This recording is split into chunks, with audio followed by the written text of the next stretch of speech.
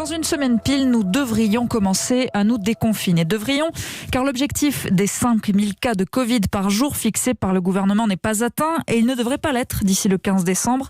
Après avoir ralenti, l'épidémie semble stagner désormais avec 10 000 nouveaux cas quotidiens en moyenne.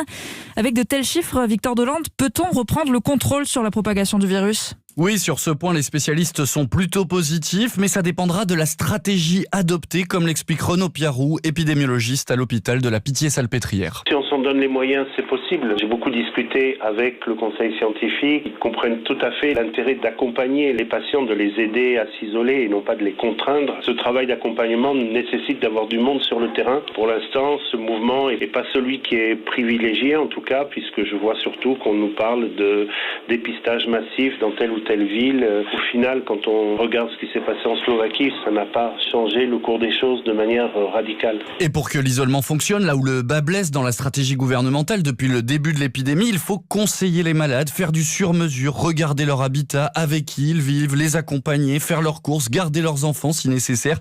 Tout ça dans un unique but, éviter que les personnes positives ne contaminent leur entourage pour faire enfin baisser le nombre de cas. Victor Delande et Outre-Manche, le Royaume-Uni lance ce matin sa campagne de vaccination, une première en Europe.